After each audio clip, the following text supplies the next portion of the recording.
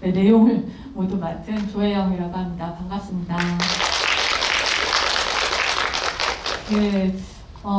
여러분들하고 사실은 더 같이 이야기를 좀 나눠보고 싶고, 아마도 저보다는 뭔가 여기 계신 분들의 연령대에 더 맞는 영화 같기도 해서 직접 경험을 하신 분들도 있을 것 같기도 하고, 그래서 얘기를 되게 나눠보면 좋을 텐데, 지금 뭐 다 아시다시피 코로나 때문에 저희가 직접 질문을 받거나 아니면 코멘트를 받을 수는 없고요. 그래서 여기 지금 보시면 카카오 오픈 채팅에 들어가시면 여성 영화를 말하다 라고 검색하면 오픈 채팅방이 나옵니다. 그래서 여러분들 들어오셔서 제가 그냥 한 40분, 50분 정도 제 생각, 그리고 이 영화를 통해서 제가 느꼈던 여러 다양한, 사실은 엄청나게 많은 이슈와 주제들을 던지고 있잖아요. 그래서 이제 그것과 관련돼서 파생된 저의 어떤 공유하고 싶은 이야기들, 이런 것들 그냥 들려드릴 거예요. 그래서 그 나머지 한 10분에서 15분 정도는 이제 여러분들 올려주신 것들을 같이 공유하고 그리고 질문을 또 받아보려고 합니다. 그래서 제가 그냥 얘기한 동안에 자유롭게 여기다 올려주시면 제가 마지막에 보고 이야기를 나누고요. 이렇게 의견을 나눠주신 분들 중에 오늘 두 분을 뽑아서 당신이 그린 우주를 보았다라고 하는 손희정 선생님의 책을 증정해 드리려고 합니다. 증정해 주신 손희정 선생님 한번 일어나실까요? 여기 계신데? 네.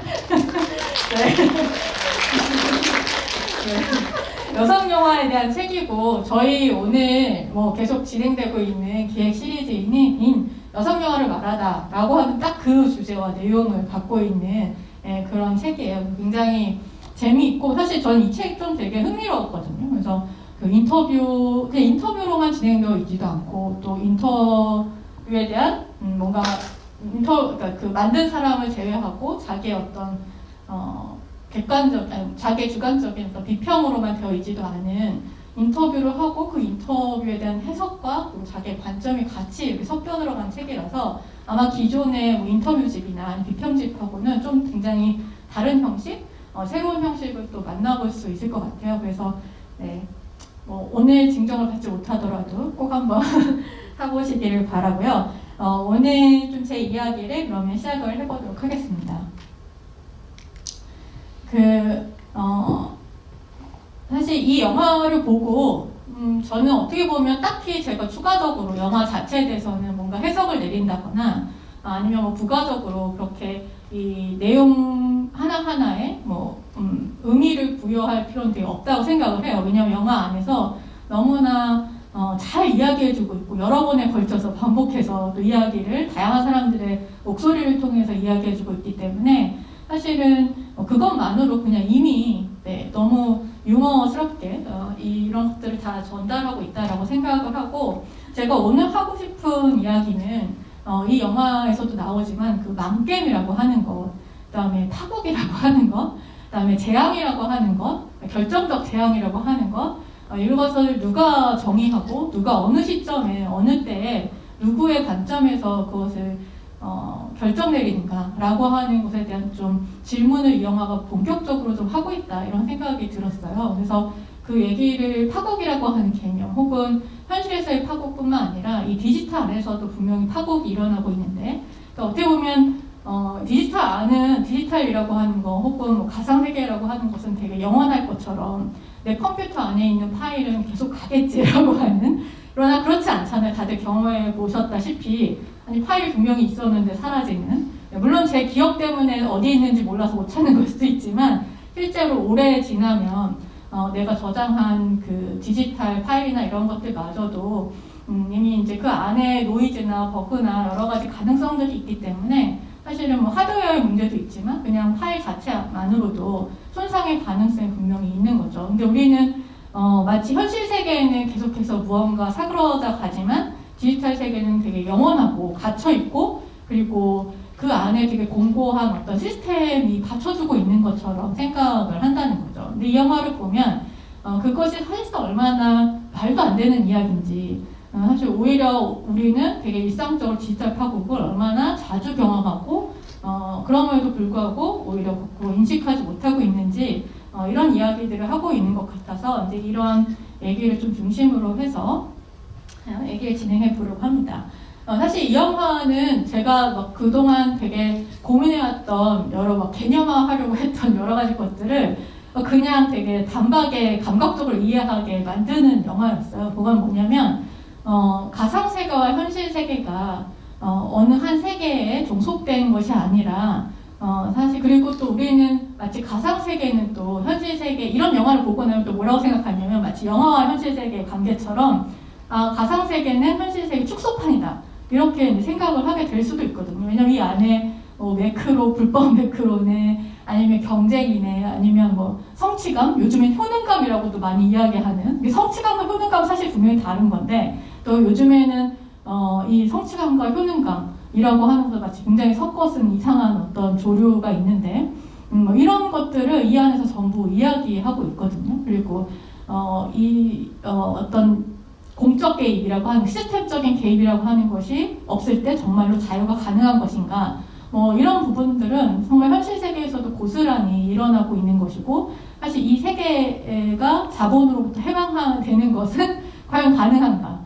사실 자본에 근거해서 만들어진 이 세계 외에 왜 어떤 밖의 세계는 우리 상상할 수 없는가 이런 여러 가지 굉장히 커다란 질문들이 이 가상세계, 게임 세계 안에서 충분히 일어나고 있다라고 하는 것을 우리가 이제 영화를 통해서 보고 나면 이제 이렇게 생각을 할 수도 있는 거죠. 게임 세계, 가상 세계는 현실 축소판인가 라고 생각을 할 수도 있는데 저는 이제 일부는 동의하지만 일부는 굉장히 반영하고 있고 사실은 두 개가 마치 평행선처럼 굉장히 왜냐면 이 가상세계, 게임 세계라고 하는 것도 계속해서 이 감독이 이야기하고 있다시피 그 뒤에 바로 사람이 있고 그 사람이 하는 것이고 결국은 그 사람이 만든 것이고 그리고 그 현실의 조건이라든가 이런 것들을 따라갈 수밖에 없기 때문에 분명히 현실 세계에 영향을 받지만 또 한편으로는 이 게임 세계가 가상 세계와 굉장히 또 다른 점이 분명히 있거든요. 종속되지 않는 그래서 완전히 축소판이 아니라 사실 게임 세계는 게임 세계만의 또 자기 고유의 어떤 특질들, 성격들, 가능성들을 갖고 있기 때문에 이제 그런 부분이 어떻게 보면 영화 안에서 이 영화가 계속해서 이야기하려고 하는 것 아닌가. 그래서 두 개를 사실 그 이야기가 되게 분명하게 나오진 않아요. 그래서 감독님한테 물어본 적 있는데 사실 제가 만족할 만한 대답을 듣진 않았지만 어쨌든 제가 보기에는 이 안에서 막 특히 저는 그 절벽에서 떨어지는 자살 게임 같은 거 있잖아요. 근데 저는 그게 정말 이 게임이라고 하는 것에 어떤 뭐 매체적인 특정성이라고 하면 매체적인 특정성, 차이, 현실 세계와 다른 어떤 차이를 정말 보여주는 굉장히 중요한 장면이라고 생각을 하는데 그런 부분에서 지금부터 할 이야기는 어느 한 세계가 다른 세계를 완전히 반영하거나 종속되어 있거나 축소판이 아니라 사실 두 세계는 어떻게 보면 같이 공존을 하고 그리고 서로서로 굉장히 영향을 받으면서 또 그 차이 속에서 두 세계가 공존할 가능성을 또 갖고 있다라고 하는 것으로 좀 이해해 주시면 좋을 것 같습니다. 또 한편으로는 그렇게 이야기할 수도 있거든요. 이 영화가 사실 뭐 다큐멘터리 관점에서 이렇게 다큐멘터리만 보고 나면 게임 세계가 뭐 현실 세계 축소판 아니야 이렇게 생각할 수 있지만 또 게임하는 사람들은 게임 세계를 언제나 매직 서클이라고 생각하는 경향들이 있어요. 이 매직 서클이라고 하는 건 뭐냐면 일종의 마법의 세계처럼 그러니까 이 세계관이죠. 말하자면 지금 요즘 말로 하면 일종의 세계관인데 이 매직 서클 안에 들어가면 그 세계 안에 규칙에 의해서 움직이게 되는 거죠. 그래서 현실 세계와는 완전히 분리된 우리만의 규칙과 우리만의 어떤 운영 방식과 우리만의 작동 방식이 있으니까 외부 세계는 절대 개입할 수 없다. 외부 세계 관점에서 우리를 판단할 수 없다라고 하는 것이 바로 매직 서클이에요. 이거를 이제 사람들이 이거를 그 루돌로지라고 하는 게임학을 놀이학을 이제 쓴 허이징가가 마치 이 매직 서클을 얘기했다라고 착각하면서 많이들 인용하고 있는데 실제로 허이징가는 매직 서클을 주장하진 않았어요. 근데도 이제 계속 유명한 사람이다 보니까 이 매직 서클을 계속 가지고 와서 현실 세계가 우리 게임 세계를 개입하지 않을 그 다음에 영향받지 않는다고 생각하는 주장의 근거로 계속해서 매직 서클을 이야기하는 거죠. 근데 이 영화를 보면 바로 그 매직 서클이라고 하는 것이 얼마나 허상이고 허위인가 라고 하는 것을 굉장히 또 잘 보여주는 영화가 아닌가 그렇게 생각을 합니다. 제가 이제 이 영화를 보면서 지금 얘기했던 이 게임과 현실의 관계, 뭐 이런 것들, 그리고 이 영화는 끊임없이 그 공정한 경쟁과 보상 체계라고 하는 과연 무엇인가? 한편으로는 일렌시아라고 하는 여기서 이야기하는 왜 일렌시아를 왜 하냐? 이미 정말 망한 게임이고 많은 이들의 스스로 자기들에 의해서도 이제 이야기하다시피 더 이상 거의 10년이 넘게 운영자가 운영을 하지 않으면서 관리를 해주지 않으면서 실질적으로 일레시아가 갖고 있던 굉장히 처음에 이야기했던 독특한 장점들, 자유도가 높았다라고 이야기하는 거, 그 다음에 경쟁 체제가 아니었다라고 하는 거, 그러니까 흔히 말하면 레벨 올리기라고 하는 것이 대부분 이제 게임에 있어서 굉장히 중요한 목적성이 되는데 이 게임 안에는 레벨이 있지 않고 능력을 키우는 각자 고유한 그 자기의 직업들이 있어서 그 직업을 갖고 능력을 키우는 이런 방식으로 되어 있었다라고 이야기를 하고 있잖아요. 그래서 이 일렌시아라고 하는 게임 자체가 갖고 있었던 어떻게 보면 되게 높은 자유도 그리고 경쟁 체제가 없었던 것 이런 것들이 오히려 운영자가 사라지면서 마치 더 자유롭게 될 수 있을 줄 알았지만 실제로는 이 운영자가 사라지고 관리되지 않으면서 그리고 시대에 따라서 사람들은 이 게임을 하면서 더 다른 경험들을 하게 되고 더 익숙하게 되고 그리고 이 게임 세계를 어떻게 보면 또 배우게 되고 그리고 그 게임 세계를 해킹할 수 있는 뭐 매크로를 쓰는 것처럼 해킹할 수 있는 여러 가지 루트들을 알게 되는데 사실상 이런 것들이 사라지면서 오히려 이 처음에 일레시아가 갖고 있던 자유도와 그 다음에 경쟁 시스템이 아닌 다른 시스템을 도입했다라고 하는 장점들은 실질적으로 게임에서는 사라지게 되죠. 근데 오히려 그것을 보완했던 건 사람들이었던 것 같아요. 일레시아의 장점이 뭐냐라고 했을 때 다들 사실은 거의 대부분 오래 해서 추억이 있다. 여기 나에게 다시 몇 년씩 한 사람들이잖아요. 이 사람들이. 그리고 자기 어린 시절과 되게 연관되어 있고 그리고 여기에 남아있는 사람들이 있다라고 하는 것.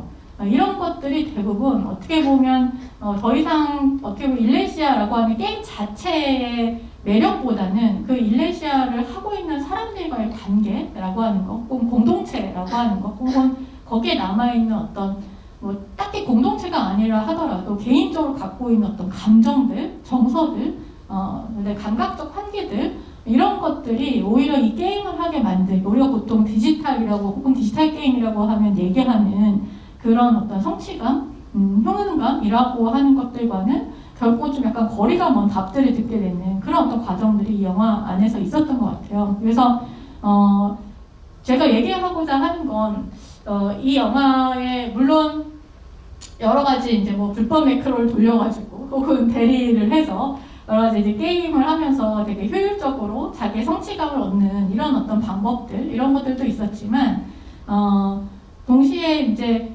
이들이 이 게임을 할 수 있었던 것은 결국은 사람들이지 않은가 이 게임을 하고 있는 사람들이죠. 그러니까 이거를 또 이렇게 잘못 생각하면 저는 한편으로 그러면 현실이 중요한 거네 라고 생각을 하지만 사실은 그런 게 아니라 이 게임을 경유한 사람들이거든요. 이 게임에서 이런 것들을 정말 쓸데없이 그러니까 제가 예전에 한번 이제 박지훈 감독하고 GV를 한 적이 있는데 그래서 일렌시아를 요즘 많이 하냐? 많이 하진 않는데요. 실제로는.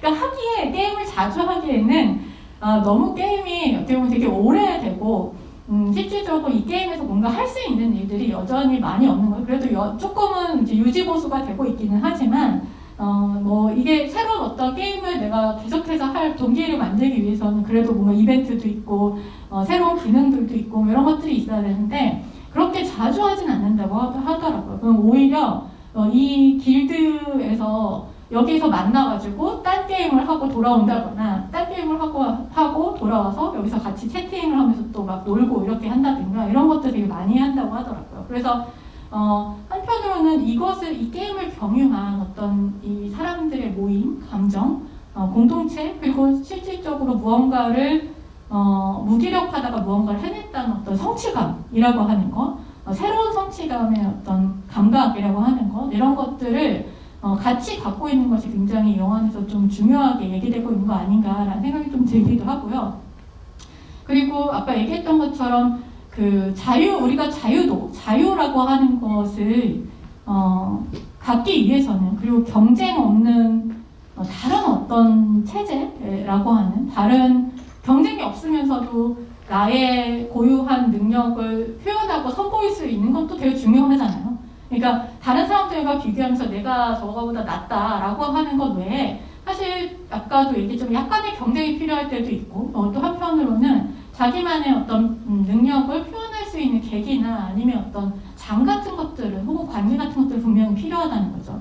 그랬을 때 그것이 가능하기 위해서는 우리는 언제나 자유와 공공적 개입이라든가 시스템적 개입이라든가 아니면 통치 이런 것들을 되게 대립적인 것으로 보고 있지만, 실질적으로는 그것들이 사라지는 순간, 물론 이걸 그대로 현실에 대입하기는 굉장히 좀 어려운 부분이 분명히 있죠. 왜냐하면 이건 되게 어떻게 보면 하나의 어떤 체계를 통해서 돌아가는 그런 사회이기 때문에. 근데 그럼에도 불구하고 그런 것들이 오히려 사라졌을 때 얼마나 사실은 그것이 불가능한가, 오히려 얼마나 더 악화되는가 라고 하는 것을 이 영화가 되게 흥미롭게 보여주는 측면이 분명히 있다라는 생각이 좀 들고요.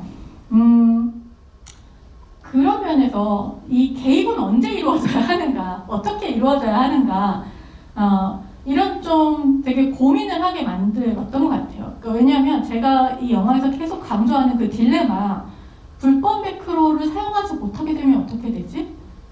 그러면 결국 지금 그 시스템에 익숙해졌던 사람들도 이 세계를 결국 떠나거나 강제적으로 떠나거나 혹은 지워질 수밖에 없는 것인데, 이게 그것이 과연 옳은 일인가? 우리는 어떤 것이 정의롭지 못하다고 해서 어떤 것이 옳지 못하다고 하고, 또 심지어 그 사람이 피해자인 경우에 사실 지금 이 불법 매크로를 하는 사람들도 피해자잖아요. 그러니까 부도덕한, 어떻게 보면은 규칙에 위반된 일을 하는 사람들이 동시에 사실은 피해자인 거죠.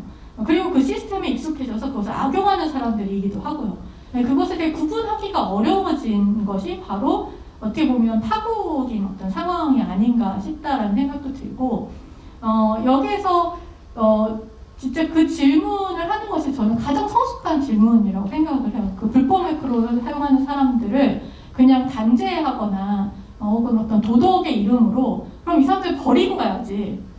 그냥 어쨌든 패치를 해서 이 사람들은 결국 나가게 만들고 모여있는 사람들로 다시 뭔가 세계를 만들자거나 이렇게 고민하는 것이 아니라 이미 익숙해져 있는 사람들을 같이 끌고 가면서 그것을 조금씩 어떻게 바꿔나갈 것인가를 고민하는 것, 이것이 가장 이 영화의 어떤 성숙한 태도나 혹은 세계를 바라보는 굉장히 흥미로운 관점이 아닌가라는 생각이 좀 저는 들었습니다. 그래서 물론 이 영화 안에서도 그것에 대한 어떤 대답이 정확하게 나온 건 왜냐면 그건 너무 어려운 질문이니까요. 사실은 저는 이게 좀 올바른 이렇게 비유를 하면 안 될 것 같기도 한데 되게 비유를 하면 안 될 것 같기도 한데, 사실 이걸 보면서 그런 질문들도 되게 들었어요. 이게 너무 점핑되는 사유 같기도 한데, 사실 성매매와 관련된 담론을 이야기할 때도 늘 언제나 그 성노동, 그러니까 성을 판매하는 여성들은 늘 피해자이기도 하면서 또 그 시스템 안에서 이득을 얻는 사람, 어떤 면에서는 수익을 얻는 사람들이기도 하고, 되게 굉장히 이중적인, 그리고 그 시스템을 벗어나면 실질적으로 자기 생계를 이끌어 나갈 수 없는 사람이 노동자이기도 하거든요. 그러니까 피해자이기도 하면서 노동자이기도 한 굉장히 독특한 그런 가부장제의 어떤 피해자이기도 하고, 그래서 저는 이제 이런 것들에 대한 고민이 실질적으로 우리가 어떻게 이들을 모두 제거하면서 그럼 갈 것인가, 아니면 이것을 그냥 어떻게 할 수 없으니까 그냥 현상 유지로 남겨둘 것인가 라고 하는 이런 어떤 이분법적인 태도가 아니라 같이 갈 수 있는 그런 방법들을 고민하는 것, 이런 것들이 굉장히 좀 중요한 태도가 아닌가라는 생각도 들었습니다. 네. 그래서 뭐 이런 질문들을 이 영화를 보면서 그 밑에 질문들도 거의 같이 한꺼번에 제가 이야기를 좀 드린 것 같은데요. 이런 질문들을 좀 제기할 수 있지 않나라는 생각이 좀 들었고요. 사실 아까 말씀드린 그 절벽에서 떨어지기라고 하는 거, 저는 이게 되게 재미있는 장면이었고 사실은 되게 뭐라 해야 되나, 사람들이 되게 놀라게 되는 장면이기도 하죠. 그래서 그리고 사람들이 되게 많이들 궁금해해요. 신의21 인터뷰에서도 되게 궁금해하는 기사를 제가 봤고, 실제로 관객과의 대화를 하다 보면, 감독님하고 관객과의 대화를 하다 보면 절벽에서 떨어져서 그럼 어떻게 되는 거죠? 라고 하는 질문을 다들 이들의 안녕을 궁금해하는 거죠. 벌써 이게 이 디지털 게임 안에서의, 온라인 게임 안에서의 캐릭터임에도 불구하고 쟤네들 어떻게 되는 거지? 라고 하는 일종의 걱정을 하게 되는 굉장히 흥미로운 순간이기도 한데, 왜냐면 또 그 장면에 슬로우를 걸고 되게 슬픈 음악을 깔아놔가지고 마치 실제로 자살을 하는 것 같은 그런 느낌이, 되게 아이러니한 감정이 들게 유의이면서도 뭔가 실제 마치 되게 죽음에 가까운 그런 어떤 장면으로 연출을 해서 모두 걱정을 하는데, 실제로는 저기서 떨어지면 각기 다른 섬에 떨어진대요. 근데 이게 랜덤으로 떨어져서 찾기가 살짝 힘든데, 나중에 그래서 같이 모이면 그래서 서로를 이렇게 찾아가는 되게 재미있는 놀이가 되기도 한다고 그러더라고요. 그리고 실제 이렇게 떨어지면 이제 이 길드 마스터인 그 레언니 존지언이 가서 이제 선물을 주는 이런 어떤 이벤트를 벌이는 그런 장소로. 근데 감독님이 딱 정말 적절한 곳에서 이제 커팅을 하고 뒤를 보여주지 않아서 우리에게 되게 아련하고 아이러니한 느낌을 나게 만드는 이제 그런 방식으로 편집을 하셨는데, 이 장면이 저는 그 현실과 굉장히 다른 게임의 어떤 가능성 혹은 예술로서의 어떤 게임이 가능해지는 지점이 아닌가라는 생각을 좀 하게 됐습니다. 왜냐하면 이제 많은 게임 학자들은 아까 나와서 게임 개발자들도 나도 이런 게임 만들고 싶진 않아. 가차를 돌리고 막 그리고 막 어쨌든 현질을 해가지고 내가 결국은 막 상위 랭킹에 막 들어가고 이런 게임 나도 만들고 싶지 않다라고 했을 때, 그들이 만들고 싶어하는 많은 게임 중에 하나는 바로 일레시아, 그 아까 개발자가 얘기하는 그런 게임이거든요. 어떻게 보면. 그래서 계속해서 어떤 하나의 목표를 두고, 여기서 결국은, 근데 일레시아도 뭐 결국은 나중에 그 레렐이 이야기하는 거 보면 다 루트를 타고 똑같은 루트를 타게 하고 하는, 그렇지 않으면, 왜냐하면 이 게임 안에서 살아남을 수가 없는 이미 시스템이 되어버렸기 때문에 사실 그건 어떻게 보면 개인들의 책임이라고 이야기하기 굉장히 좀 어려운 그런 부분들이 분명히 있죠. 근데 그럼에도 불구하고 지금 이 순간은 그런 어떤 루트와 상관없는 그러니까 공화지의 그 끊임없는 노래 부르기, 그 안에서 무언가를 행하지 않고 그냥 노래를 부르는 것, 그 다음에 절벽에서 심지어 뭐 어떤 무언가가 이득이 나오지도 않는데 점수를 준다거나 아니면 다른 어떤 아이템을 주지도 않는데 절벽에서 떨어지면서 자기네들끼리 즐거워하고 노는 것, 이런 것들은 어떻게 보면 실패의 순간이라고도 이야기를 할 수 있는 거거든요. 근데 그 실패를 유의로 갖고 놀 수 있는 것, 혹은 심지어 굉장히 무거운 죽음이라고 하는 것을 가지고 유의할 수 있는 것, 이것이 어떤 게임의 독특한 굉장히 좀 특질이 아닌가라는 생각이 들기도 하고, 실제로 되게 유명한 게임학자가 쓴 책 중에 실패 예술이라고 하는 그런 책이 있어요. 그래서 근데 물론 그 사람이 얘기하는 실패 예술이라고 하는 건 좀 달라요. 왜냐하면 그 사람은 이제 기본적으로 게임은 실패를 함으로써 즐거움을 얻을 수밖에 없다. 근데 이 실패를 하는 순간은 모두 다 그렇게 즐거운 순간은 아니거든요. 왜냐하면 내가 반복적으로 아마 게임을 해보신 분들은 알겠지만 내가 처음에 게임을 할 때는 되게 그렇게 재밌지만은 않잖아요. 일종의 그 트레이닝 과정을 거쳐야 내가 이 게임의 규칙이라든가, 그러니까 예를 들어서 뭐를 누르면 뭐 점프를 한다든가, 물론 게임을 많이 해본 사람들은 금방 알지만 게임을 좀 많이 안 해보고 내가 혹은 익숙하지 않은 게임을 할 때는 이 세계의 규칙을 배우는 그 과정을 사실은 뛰어넘는 것, 그것은 어떻게 보면 되게 괴로운 순간을 뛰어넘는 것이고, 그리고 그 기간 동안에 많이 죽거든요. 죽음을 통해서 사실 학습할 수밖에 없고, 이 게임 세계 안에서 여기서는 이렇게 뛰어야 되는구나, 여기서는 이 정도 강도로 눌러야 되는구나 라고 하는 것들을 배워야 되기 때문에 결국 게임은 되게 쾌락과 고통이 수반될 수밖에 없는, 실패가 수반될 수밖에 없는 그런 매체이다 라고 하는 이제 주장을 하게 되는데, 저는 그것 플러스 물론 그런 실패의 예술이라고 하는 것도 있지만 동시에 의도하지 않은 것을 이 게임 세계 안에서 한다라든가 아니면 이런 식의 어떤 실패와 죽음이 가능해야 한 실제 현실과는 굉장히 다른 방식으로 그것을 유의할 수 있다라든가 되게 비생산적, 그러니까 생산적이지 않은 비생산적인 것들을 함께 해볼 수 있는 그런 가능성들이 분명히 있고 그것은 일레시아를 만든 개발자 처음에 의도했지만 일레시아에서는 사실은 거의 시스템적으로는 시도되지 않았던 것들을 이들이 공동체로 만남으로써 혹은 길드로 만남으로써 이런 것들을 가능하게 만든 것 아닌가, 오히려 게임을 가장 게임적이게 만드는 그런 순간이 아닌가라는 생각이 들었던 그런 장면이기도 합니다. 네, 아까 얘기했던 처음에 초반에 얘기했던 파국 이야기로 잠깐 돌아가서 좀 이야기를 덧붙여 보려고 하는데요. 사실 이제 이 시간성이라고 하는, 그러니까 파국이라고 하는 것, 그 다음에 요즘에는 그냥 아무데나 다 파국 이야기 굉장히 많이 쓰고, 그 다음에 심지어 아포칼립스, 파국이라고 하면 그거 아포칼립스인데, 심지어 지금은 그냥 아포칼립스도 아니고 다 포스트 아포칼립스라고 이야기를 하잖아요. 이미 재앙은 어딘가에 왔다는 거죠. 재앙은 어딘가에 오고 이미 우리는 그 이유를 살고 있다라는 식으로 많이 이야기를 하고, 영화도 이제는 재앙을 맞는 순간을 보여주는 것이 아니라 대부분 포스트 아포칼립스, 그 이후의 어떤 시간들을 어떻게 이들이 생존하고 다루고 있는가라고 하는 그런 것들을 이제 많이 보여주고 있는 것 같아요.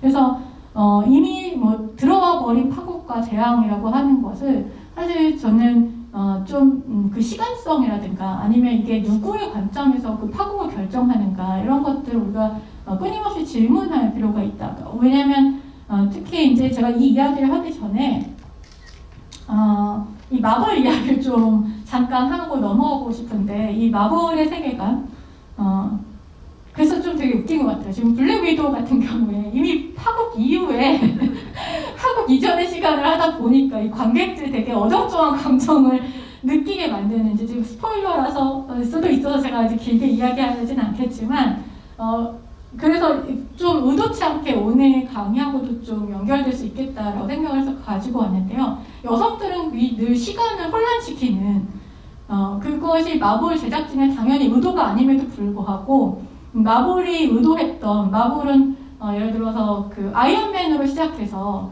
이 마블 세계관이 영화적 세계관이라고 하는 MCU가 시작된 것이 이제 마블 아이언맨으로 시작을 했었는데, 아이언맨으로 시작해서 아이언맨으로 끝내고 싶었는데 사실 그렇게 하지 못하는 것이 지금 블랙 위도우가 돼버린 거죠. 그래서 이 되게 어떻게 보면 통합적인 각각 개별의 이야기가 있고, 그 개별의 이야기 속에서 마블 시네마틱 유니버스라고 하는 이 거대 서사 혹은 거대 우주를 되게 완결성 있게 마무리하고 싶었는데 갑자기 이제 블랙 위도우가 뒤에 나타나면서 뭔가 이 시간성을 되게 혼란시키는 이런 어떤 역할을 하는 것이 좀 텍스트적으로가 아니라 이 MCU라고 하는 세계관 혹은 영화의 어떤 그 마케팅을 하는 데 있어서 혹은 제작 기획을 하는 데 있어서 굉장히 흥미롭다라는 생각을 좀 하게 되었거든요.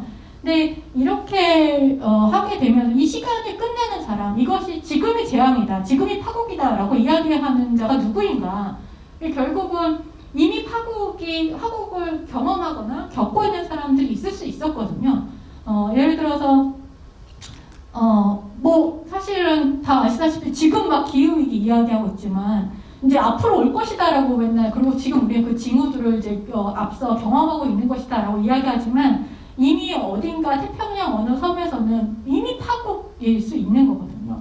근데 우리는 그들의 파국을 이야기하는 것이 아니라 지금 물론 이것도 굉장히 재앙이긴 하지만 유럽 도시들에서 지금 일어나고 있는 기후 위기가 마구마구 심각해졌을 때 이제 와서 더 뭔가 인류세를 이야기하게 되고 하는 이런 어떤 그 시간성이라고 하는 것, 혹은 원전 이야기도 하면 예를 들어서 그 체르노빌 사태가 일어나고 난 다음에 그 다음에 그 근처에 지금은 이제 우크라이나인 그 근처에 할머니들이 자기가 사실은 이 땅을 떠나서 그 원전 피폭된 그 땅 근처에 살고 있던 할머니들이, 여성들이 사실은 이 땅을 밖을 벗어나서는 자기 공동체를 완전히 잃어버리는 거죠. 그래서 너는 죽을 거냐? 여기 있으면 죽는다. 죽을 거냐 살 거냐 이 두 가지 선택밖에 없었던 거야 이들한테는. 근데 이제 이들이 선택했던 건 뭐냐면 나는 여기서 살겠다거든요. 나는 여기서 내가 어떻게든 어떤 방식으로도 내가 생존 전략을 모색해서 난 살아보겠다라고 하는 선택, 다른 선택을 한 거죠. 넌 죽을 거냐 살 거냐가 아니라. 그래서 이제 지금 이제 한 30년이 지난 이후에 여러 가지 굉장히 다큐멘터리가 되게 많이 나왔는데 이 할머니들에 대해서 기사도 굉장히 많고 이 체르노빌의 할머니들은 어떻게 보면 그 두 가지 선택 중에 하나를 선택한 게 아니라 여기서 살면서 물론 이 할머니들이 어떤 병을 겪었거나 혹은 그랬을 수도 있지만 사실 그냥 지금까지 살아 계세요. 그냥 거기서 살고 계신 거죠. 어떤 방식으로든. 물론 몸이 아프기도 하고 분명 피폭의 어떤 휴우증이라고 하는 것이나 이런 것들도 있을 수 있을 테지만 결국은 그냥 거기서 살아남는 방식 그리고 거기서 자기 정원을 가꾸고 자기 농사를 해서 결국 자기가 이제 소비하는 이런 어떤 공동체적인 삶을 살아가는 그런 여성들의 삶을 조명하면서 이 할머니 되게 유명해졌거든요. 그러니까 다른 어떤 선택지들이 있을 수도 있다라는 거죠. 이거는 이제 그렇다고 해서 피폭의 위험이 없다라고 하는 것이 아니라 또 한편으로는 이런 할머니들 말고 이런 그 미량과 꼬시마에서 결국 송전탑과 그 다음에 또 원전이라고 하는 것에 대해서 저항하고 또 굉장히 행동했던 사람들은 왜 할머니인가 라고 하는 것. 나는 거기서 살기 위해서 사실은 그것을 해내는 거죠. 이들 거기서 살던 그 여성분들이 그 실제로 후쿠시마 지역에 살던 여성분들 액티비스트로 나온 경우도 굉장히 많아서 그거 관련한 다큐멘터리도 되게 많이 나왔었거든요. 그래서 내가 내 땅의 삶의 터전을 빼앗기지 않겠다라고 하는 것, 내 공동체를 빼앗기지 않겠다라고 하는 것이 결국은 뭐 이들이 대단한 어떤 애초부터 어떤 이념을 갖고 있었다라기보다는 그것을 내가 유지하고 그리고 내 세계를 갖고 가겠다라고 하는 그런 것들 때문에 결국 세계를 바꾸려고 하게 되는, 세계를 바꾸게 되는 이런 어떤 상황들이 있었다라고 이야기할 수 있을 것 같습니다. 뭐 영화적으로 보면 똑같은 포스트 아포칼립스이지만 마블과 유사한 아포칼립스, 파국 이런 것들을 다루고 있지만 매드맥스 분노의 도로에 나오는 할머니들은 이들은 역시 또 거기서 어쨌든 살아가고 있는 거죠. 그래서 이 파국이라고 하는 어떤 면에서는 여성들은 되게 오래전부터 가부장제에서 억압을 당하고 심지어 페미사이드라고 하는 여성 살해라고 하는 것들이 끊임없이 마녀 사냥, 뭐 중세시대 이런 것들부터 생각해보면 사실 여성들은 이전부터 파국을 당하고 있었을지도 모르는 거죠.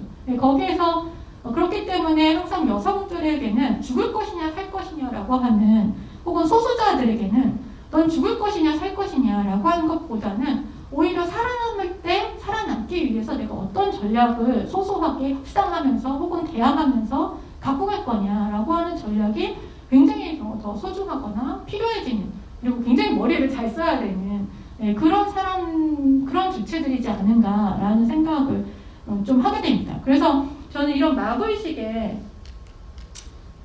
어떻게 보면 마블식의 이런 식의 손가락 하나를 딱 튕김으로써 지금 인간이 문제야. 니네가 파국을 일으켰어. 니네가 다 뭐 기후위기, 뭐 무슨 자본주의 이런 어떤 생태계를 다 자본주의로 인해서 생태계를 다 파괴하고 그렇기 때문에 너의 반을 날려주겠어. 이건 되게 숫자에 의한 결국은 그럼 결과론적인 그렇게 되면 원인을 완전히 제거해버리고 어떻게 보면 이 세계를 반으로 줄여버리는 결과론적으로 반으로 줄여버리는 사실 거기에 있는 사람들을 어떻게 갖고 갔죠, 어떻게 데리고 갔죠, 어떻게 살아남게 할 것인지에 대해서는 전혀 고민하지 않는 이 리셋의 방식 혹은 완전한 혁명이라고 하는 것을 이런 방식으로밖에 생각하지 못하는 것. 결국은 우리가 여기에도 제가 인용한 마크 피셔라고 하는 사람 사회비평가라고 이야기를 해야 될까요? 그런 사람인데 영국 사람답게 굉장히 냉소적으로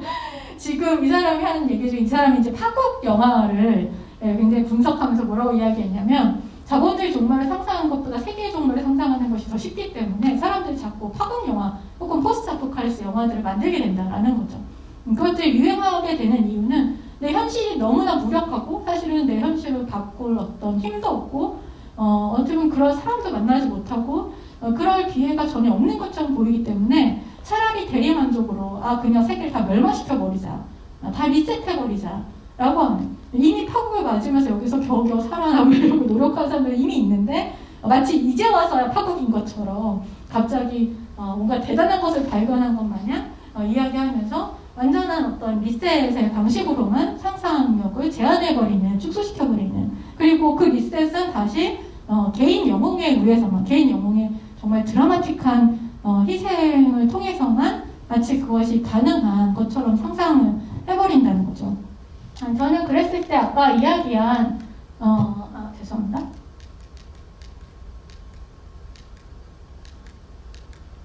네, 도나 헤러웨이라고 하는 이제 과학기술 철학자가 있는데요.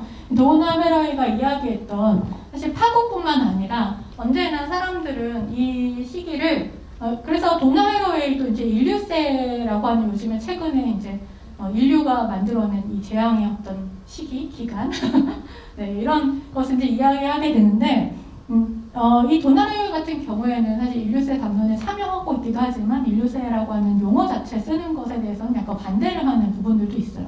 왜냐하면 물론 이렇게 지금 영향을 받고 있는 건 맞고 자본주의, 그 다음에 뭐 가부장제, 뭐 이런 여러 가지 거대한 우리가 만들어 놓은 거대한 이데올로기 시스템들에 의해서 사람들이 굉장히 고통을 받고 사람들뿐만 아니라 자연과 동물과 여러 가지 뭐 비인간들이 사실은 고통을 받는 건 맞는데 그럼에도 불구하고 이것이 갑자기 지금 와서 너네들이 누가 지금 고통을 받길래 갑자기 지금 와서 이렇게 단절적으로 이야기하는 것이냐라고 하는 것에 대한 일종의 질문을 던지게 되는 거죠.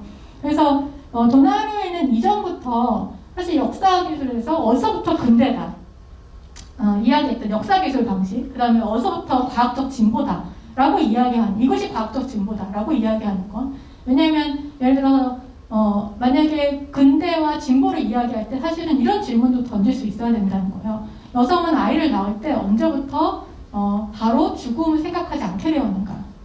언제부터 안전하게, 비교적 안전하게 출산할 수 있게 되었는가? 그건 또 국가마다 지역마다 다르잖아요. 그렇기 때문에 사실은 그런 것들이 돼야 근대라고 이야기할 수 있을 텐데, 과학기술 발전이라고 이야기할 수 있을 텐데 사실은 그런 질문은 하지 않는다는 거죠.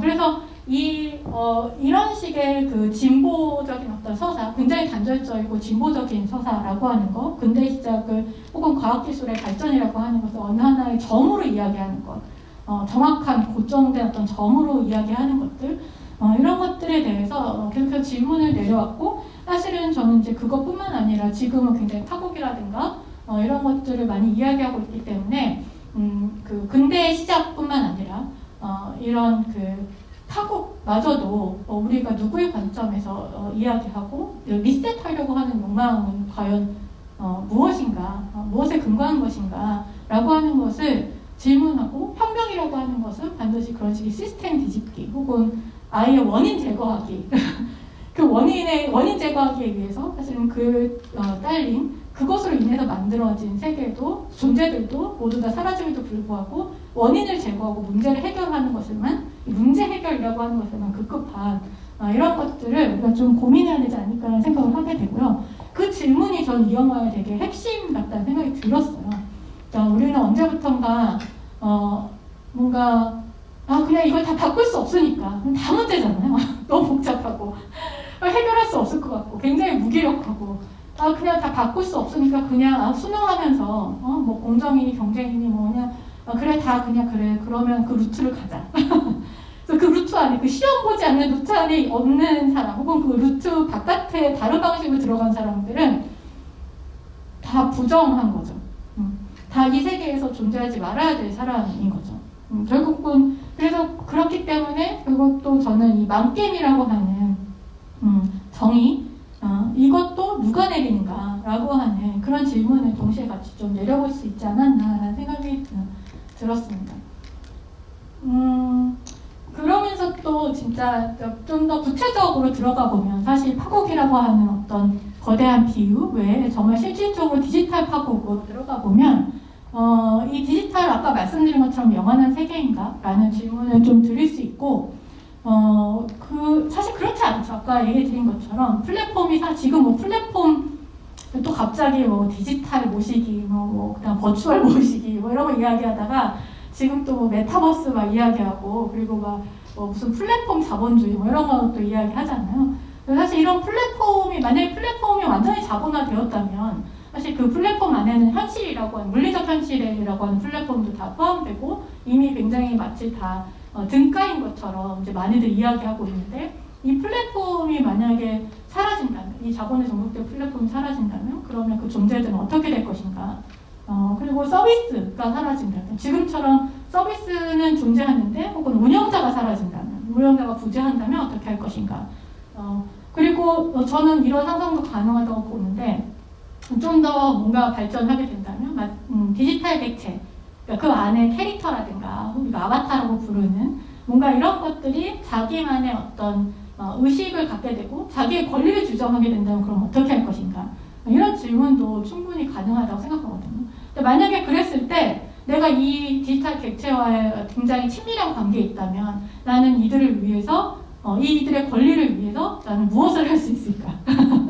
물론 굉장히 먼 이야기 같지만 충분히 이런 상상이 가능한 시대가 앞전에 있진 않죠, 당연히. 굉장히 멀리 있지만 이런 질문 좀 해볼 수 있다고 생각을 합니다. 그리고 자본의 종속으로부터 벗어나는 건 가능한가? 라고 하는 질문들.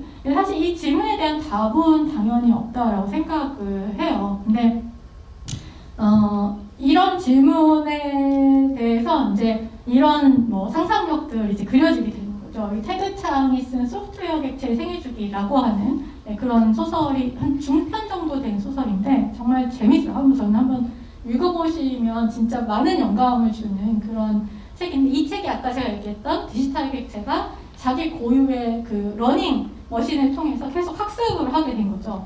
근데 이 학습을 하게 되고 이 사람 원래 개발자여가지고 얘를 키우는 직업, 양육하는 직업을 갖게 되는, 원래 동물원에 있다가 동물원이 폐쇄되면서 이제 동물 이제 인권 보호를 통해서 동물원이 이제 전체가 다 폐쇄가 돼요. 그래서 동물원에 있다가 이제 이 워낙 그 트레이닝을 하는, 양육하는 그런 기술을 갖고 있었기 때문에 디지털 객체를 양육하는 그런 직업을 얻게 되죠, 주인공이. 근데 이제 이 여기에서 이 러닝머신을 통해서 얘가 점차적으로 자기 고유의 의식을 갖게 되는 순간이 오게 돼요. 근데 이제 그 순간 이 회사가 이것이 사업 수익성이 없다라고 하면서 이 서비스를 종료할 계획을 갖게 되죠.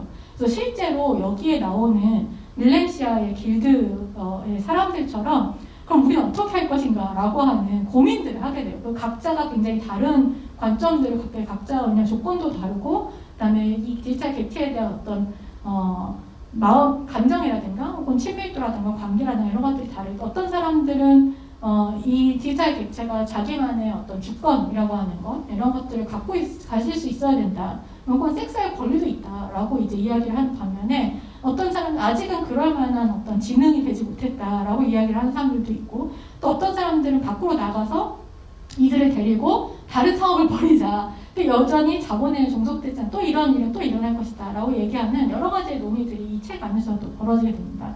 그래서 아마 오늘 본 그 네온 다큐멘터리와 또 같이 비교해보면 이 비슷한 고민들이 여기서도 일어나고 있구나. 굉장히 먼 SF의 이야기이긴 하지만 있구나라고 하는 것을 아마 아실 수 있을 것 같고요. 저는 이제 레디 플레이어 원 같은 경우에는 굉장히 자기만의 명확한 답을 갖고 있다고 생각을 해요. 이 경우에는 그래도 현실이야 라고 하는, 굉장히 어떤 면에서는 게임은 마치 앞쪽에 되게, 이 영화 웃긴 게 뭐냐면 되게 모순적이에요. 한 5분의 4 정도는 이 가상세가 얼마나 매력적이고 얼마나 환상적인지를 역시 블록버스터 영화답게, 스필버그답게 막 보여줘요. 여기가 진짜 좋아 라고, 여기가 정말 우리의 추억과 꿈이 가능한 공간이야 라고 보여주지만 실제로 갑자기 결론에 가게 되면 그래도 중독은 안 돼. 그래도 현실이 최고야. 현실에서의 감정을 나눌 수 있어야지. 거기에서의 감정은 사실상 언제든지 쉽게 변할 수 있고 굉장히 가벼운 것이야 라고 하는 결론으로 끝이 나거든요. 정말 스필버그답죠. 그래서 이 영화 같은 경우에는 어떻게 보면 그런 굉장히 블록버스터 가지고 있는 스펙터클, 가상세계 스펙터클을 좀 저는 사실 이 영화를 되게 좋아하긴 하는데, 어쨌든 소비하는 이런 방식으로 굉장히 어떻게 보면 솔직해서 스필버그답게 솔직해서 좋아할 수밖에 없는 그런 영화이기도 한데요. 이 영화 안에서 되게 재미있는 장면이 있어요. 악당으로 나오는 게임 회사를 이제 굉장히 자본주의적인 방식으로, 착취적인 방식으로 이제 운영하려고 하는 그런 사장이 있는데 이 CEO가 자기가 이제 이 사람은 게임하고 그렇게 어렸을 때부터 게임하고 뭐 되게 친숙하게 잘하지 않은 호의적이지 않은 단순히 게임을 자기 이윤의 대상으로만 보는 그런 사람인데 이 사람이 이제 그 의자 그러니까 게임으로 들어가는 일종의 그 매개체죠. 게임기인데 게임기가 의자처럼 생겼어요. 이 게임기 안에 앉아서 게임 세계 안으로 들어가기 위해서 비밀번호가 필요한데 이 비밀번호를 자기 이제 이 팔걸이에다가 적어놔요. 그래가지고 이제 이 사장이 실제로 현실 세계에 있는 것처럼 속이기 위해서 이 주인공들이 이제 이 게임 세계를 카피해서 이 사장한테 이 게임 세계를 보여주게 되는데 이 사장이 자기가 적어놓은 그 비밀번호가 의자에 없다라고 하는 것을 알게 되면서 이것이 미러링이다, 게임 세계 미러링이다라고 하는 것을 인식하게 되고 결국은 거기에서 이제 주인공들이 되게 위험에 처한 이런 상황들을 맞이하게 되는데 사실은 이런 디테일한 되게 묘사들이 어떻게 보면 이 물리 세계가 결국은 되게 결정적인 역할을 하게 되는 그런 어떤 디테일로서 영화가 묘사되고 있다라고 하는 것이 되게 좀 재미있는 부분이기도 하고 굉장히 사실은 보수적인 아까 제가 얘기했던 결국 게임 세계는 현실 세계에 종속된 것으로 이제 보게 되는 그런 어떤 영화라고도 이야기할 수 있을 것 같습니다. 또 한편으로는 최근에 제가 넥스트 레벨에 약간 지금 중독돼 있어가지고 저는 이거를 그냥 노래가 좋아가지고 들었다가 이 가사에 깜짝 놀랐어요. 아니 이 시대에 이런 혁명의 노래가 어떻게 나올 수 있나. 아니 진짜 지금 제가 다 써놓은 건 아니고 약간 부분만 가지고 왔는데 이건 거의 혁명전사에 그리고 뭐 이 SM의 이제 세계관이 결국은 그 디지털 캐릭터를 팔아먹기 위한 양쪽에서 팔아먹기 위한 현실 세계와 이제 디지털 캐릭터를 둘 다 수익을 내기 위해서 이제 이런 것들을 만들고 있는데 지금 이 에스파의 이 뭐 블랙 맘바니 무슨 아인이 이 아이가 무슨 아바타인가봐요. 아인이 뭐 이런 식의 이제 세계관 아바타와 가상 세계와 그다음에 현실 세계의 나의 구분할 수 없는 그 결속, 진짜 연대 혹은 지속성, 연속성이라고 하는 정체성의 연속성이라고 하는 것을 가지고 계속해서 이런 어떤 세계관을 만들어내고 있는데 이들이 실제로 그 짧은 숏폼에 영화를 만들었어요. 근데 이 영화를 보면 되게 그런 것들을 이야기하고 있고 결국 이들이 얘기하는 건 되게 혁명적으로 보이긴 하지만 그래서 또 좀 노래도 좋지만 한편으로는 결국 이 세계관이라고 하는 것이 이 두 개를 모두 다 어떻게 하면 수익성을 낼 것인가 라고 하는 어떤 고민 속에서 이런 혁명적인 가사가 나왔다. 굉장히 무슨 페미니스트 혁명가인 줄 알았어요. 근데 이제 이런 것들이 굉장히 어떻게 혁명을 이 시스템을 뒤집고 그 다음에 거대하게 우리가 맞아서 대항해서 싸우는 그런 리셋의 방식이 얼마나 사실은 가장 마블처럼 가장 자본의 서사로 쉽게 들어갈 수 있는가. 왜냐면 그것이 가장 충족감을 주고 가장 또 손쉽고 그런 방법이기 때문에 뭐 되게 마블하고 비슷한 저는 케이스이다라는 생각이 좀 들었고요. 근데 이제 제가 이 영화가 되게 좋았던 건 바로 이제 이런 지점인 것 같아요. 리셋에 살 것이냐 죽을 것이냐라고 하는 리셋의 방식이 아니라 게임 안에서 절벽 안에서 떨어져도 그것이 그 실패가 단순히 죽는 것으로 끝나는 것이 아니라 유의일 수 있고 우리는 그 연습을 통해서 뭔가 조금씩 다른 일을 해볼 수 있을 거라는 것.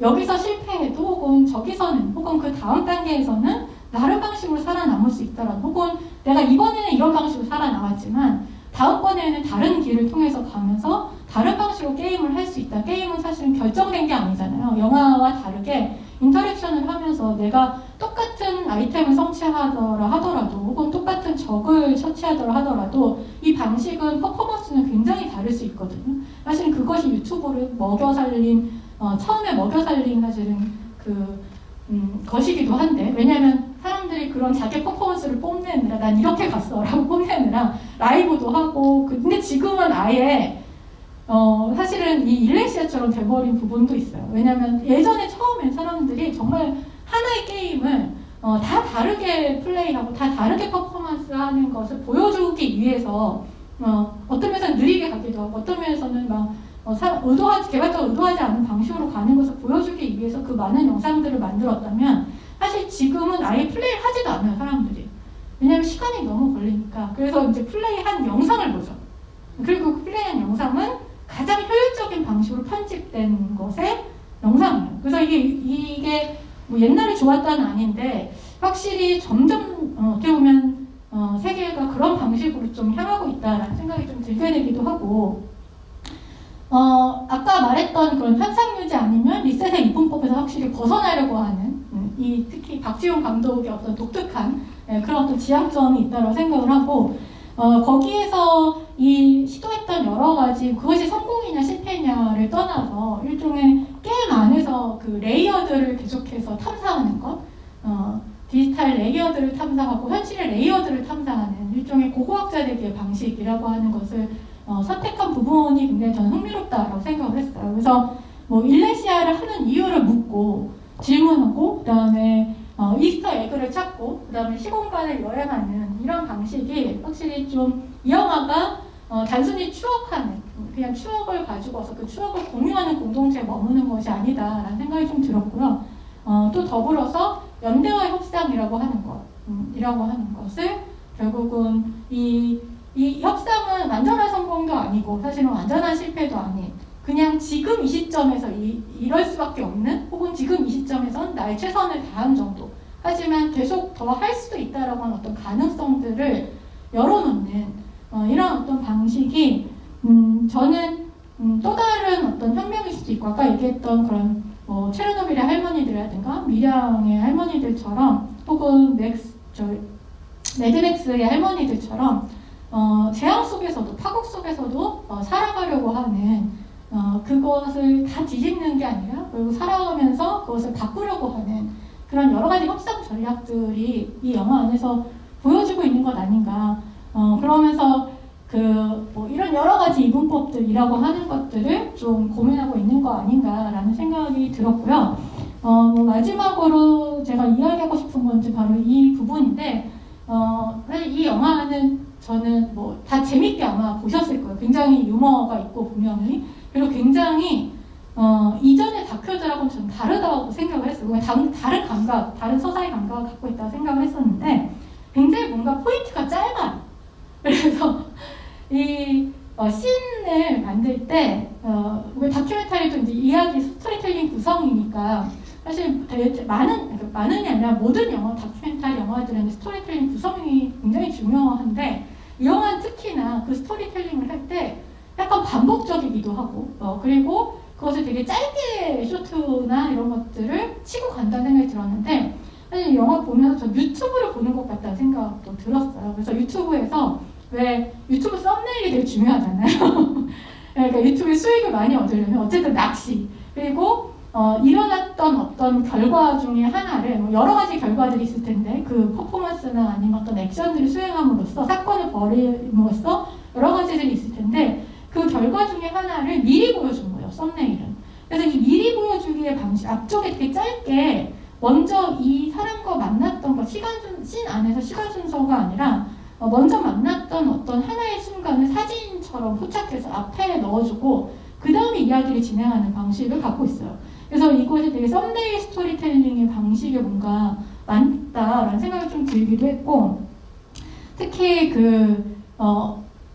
히로하루인가? 그 사람 만나러 갈 때 사실 이 장면에서 조금 너무 제가 이 전 버전은 좀 더 길었던 것 같은데, 그 설명이 사실 이 버전에서는 좀 잘린 것 같긴 하거든요. 근데 그 전 버전에서는 그 앞에 히로하루를 만나러 가면서 사실은 겁이 날 수밖에 없죠. 한 번도 현실에서 만났던 사람이 아니기 때문에 또 낯선 남자를 만난다라고 하는 일종의 두려움이 있어서 앞에 그 장면을 되게 치고 나가는 장면이 있거든요. 훨씬 더 길게.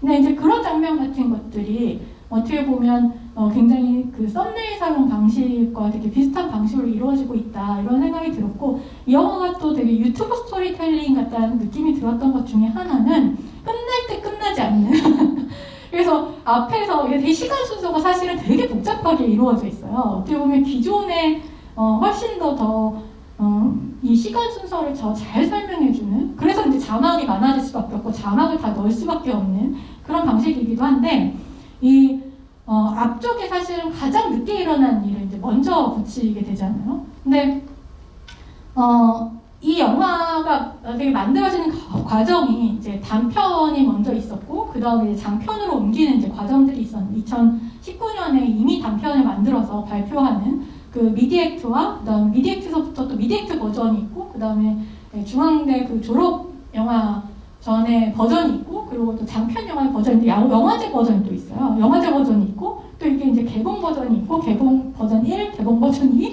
계속 이렇게 되는 거죠. 근데 이 과정에서 사실은 길이만 늘어난 게 아니에요. 지금 영화 안에 그 다음의 효과들, 그러니까 액션이 있고 리액션이 있고, 그 리액션을 유튜브 같은 데서 왜 다시 담아주고 그걸 다시 또 영상으로 만들어서 수익을 내기도 하고 그러잖아요.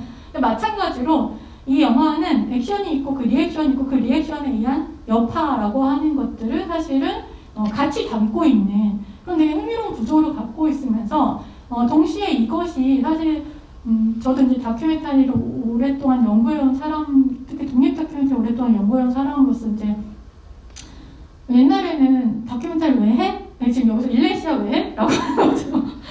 일종의 망객처럼 이렇게 하면 망독영인가? 망독단가? 망다?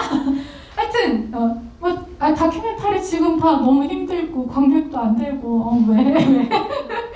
라고 그 이전에는 관객들이 많이 보지 않더라도 난 이 영화가 세상을 바꿀 수 있다고 생각해.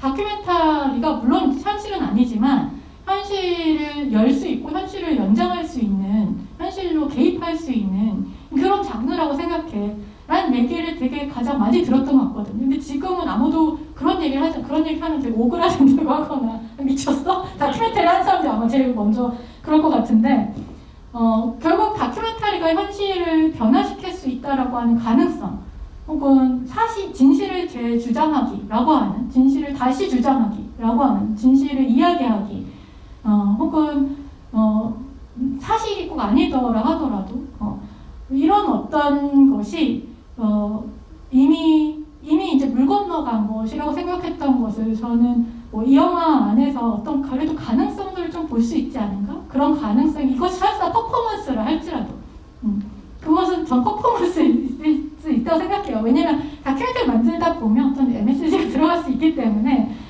근데 그럼에도 불구하고 저는 그 가능성을 여전히, 다큐의 변화 가능성을 여전히 얘기하고 그것을 기록하고 이 영화 안에 집어넣고 있다라고 하는 것이 좀 이 영화가 완전히 무력함에서 당연히 벗어나게 할 수는 없지만 우리가 다큐멘터리를 좀 다시 생각해봐야 되는 거 아닌가라는 우리는 일레시아 유저들처럼 우리가 누군지 모르겠지만 너무 무기력감에 빠져있는 거 아닌가 이런 생각을 좀 하게 됐던 것 같습니다.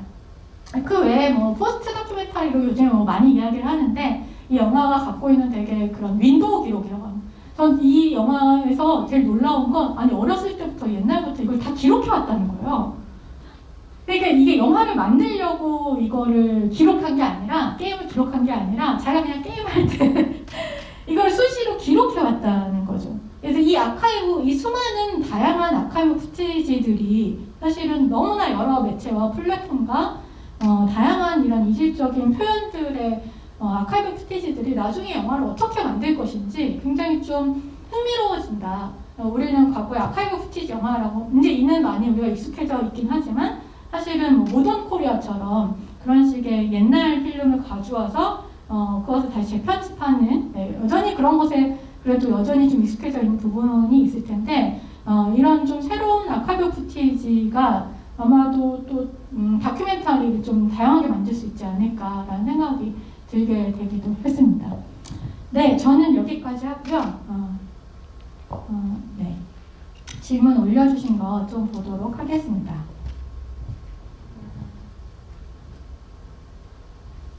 눈이 안 보이네.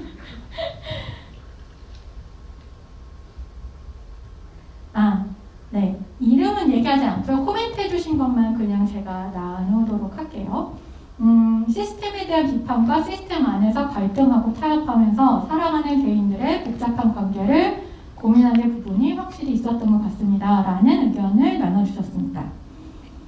그리고 성취감 얘기를 듣고 보니 게임 유저들이 운영자들이 돌아오길 바랬으면서도 자동 사냥 매크로는 고쳐지지 않길 바란다는 게 효율보다는 편한 방식으로 성취감을 얻으려는 욕심 아닌가라는 생각이 들었다라는 의견을 나눠주셨는데요.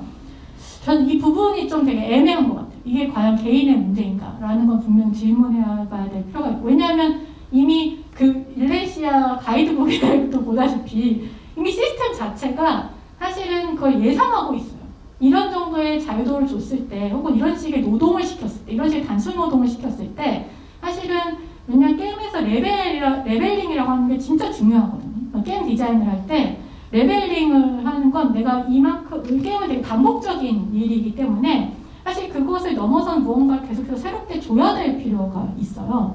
근데 이제 게임을 계속해서 하기 위해서는. 근데 이제 그런 것들, 이 단순 노동이라고 하는 것을 디자인해 놓은 방식은 어떤 면에서는 게임 레벨링의 사실은 실패라고도 볼 수가 있죠. 그래서 이게 장점만 이야기했지만, 일레시아 디자인의 게임스의 장점만 이야기했지만, 저는 한편으로 얘기를 들으면서 이 좀 약간 실패한 지점이 분명히 있다. 애초부터 그런 생각이 좀 들었던 것 같기는 해요. 그리고 한편으로는 그것을 익숙하게 만들고 이것에 문제가 있었다면 업데이트를 통해서 계속해서 유지보수 시켜주면서 이 게임을 뭔가 자기네가 원래 계획했던 방식으로, 의도했던 방식으로 가게 만들었어야 했는데 사실 그것이 실패한 거를 아무도 봐주지도 않고 사실 바꾸려는 생각도 전혀 하지 않았다는 것이 개인들의 문제가 없다는 것이 아니라 그런 문제도 있지 않을까 생각이 들고, 이 대리만족은 분명히 있지 않은가라는 생각이 들어요. 사실 게임할 때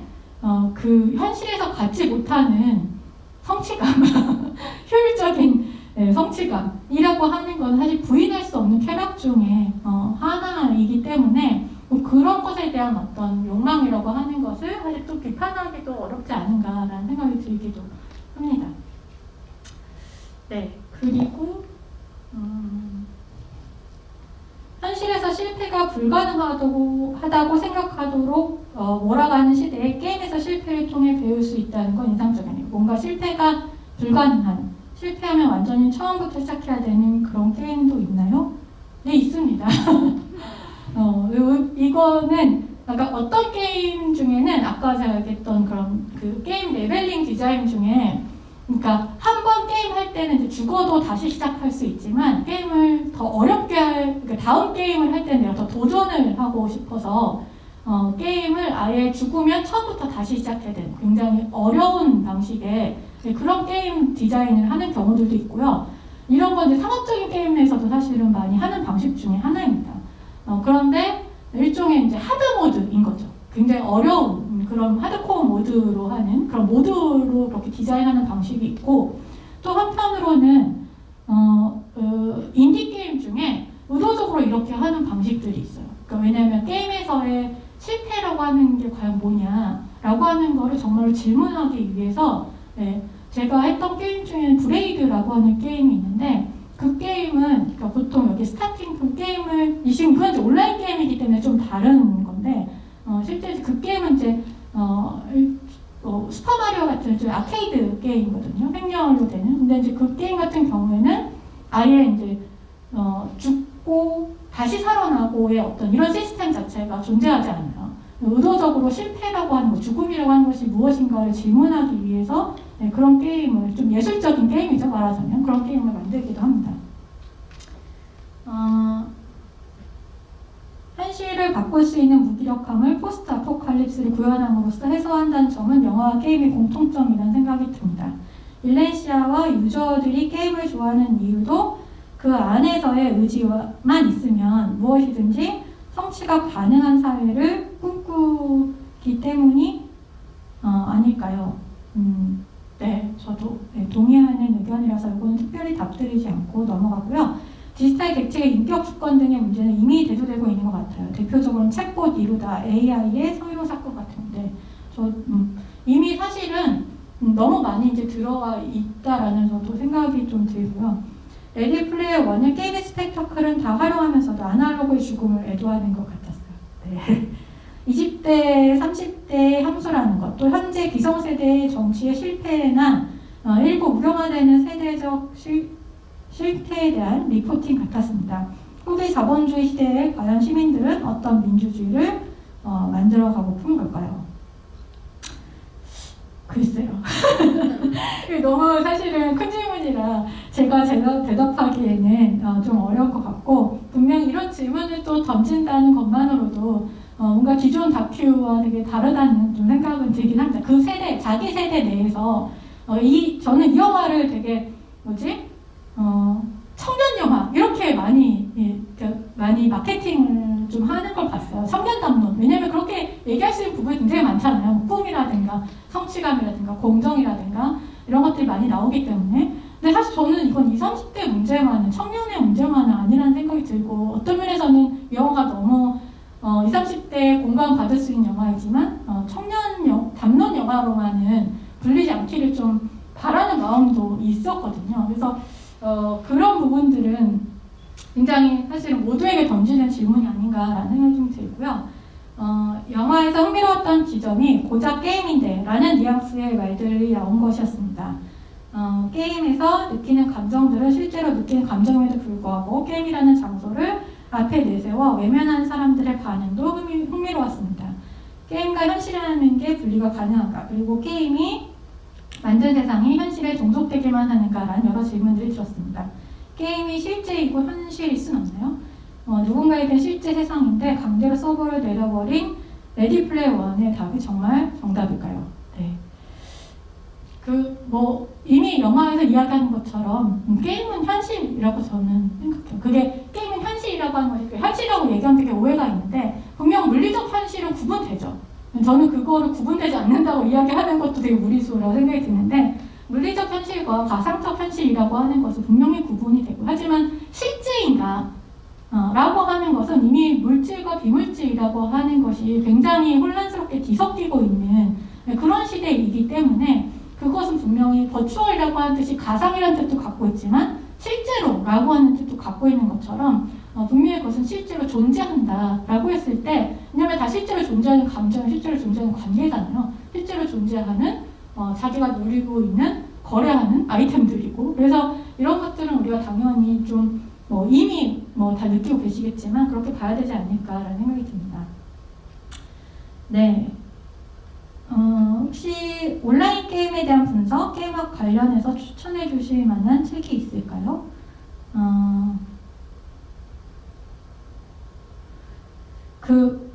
제가 고백하자면요, 저는 온라인 게임 해본 적이 없습니다.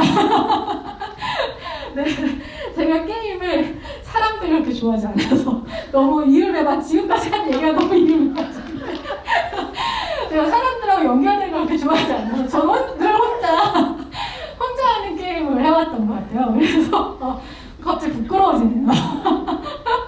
네, 그래서 사실 제가 이 게임을 늘 얘기하고 싶으면서도 이거 저 너무 기만인가 하는 생각이 들었던 게 그런 것들인데, 저는 정말 너무 기만 쪽을 되게 스펙터클한 그런 인디 게임도 좀 하긴 하는데 사실은 스펙터클한 그런 상업 게임들을 굉장히 좋아하고요. 근데 게임학에 대해서 저는 더 연구해야 될 필요는 분명히 있다고 생각하고, 국내에 제가 지금 막 기억은 나지 않는데 국내에 게임 관련한 저서들이 그래도 꽤 번역이 되고 나온 것들이 좀 있어요. 게임학이라고 하는, 그 다음에 제국의 게임들인가? 갑자기 제가 기억이 잘 나지 않네요. 아마 그 게임서는 되게 많이들 이제 읽는, 좀 근데 너무 난이도가 있는 그 저서이긴 한데, 제가 제목이 잘 기억이 안 나네요. 근데 하여튼 어쨌든 제국주의와 사실은 대적하는 것으로서 블록버스터 게임들을 분석하는 그런 저서이거든요. 그래서 그 책도 인문학적으로 읽기에 굉장히 좀 좋은, 만약 인문학적인 어떤 그런 게임 해석을 원한다면 그런 책도 괜찮지 않을까 싶습니다.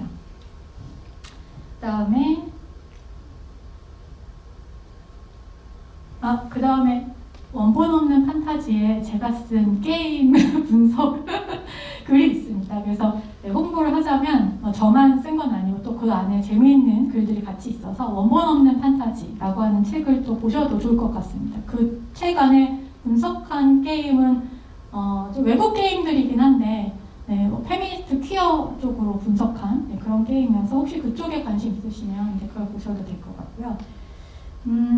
사실 그 뒤에 너무 많은데 시간이 다 돼가지고 더 하면 너무 지루하실 것 같아서 죄송하지만 네, 이만 맞춰야 될 것 같습니다. 네, 긴 시간 들어주셔서 너무 감사하고요. 나머지 제가 읽어보고 답 드릴 수 있는 것도 드리도록 하겠습니다. 감사합니다.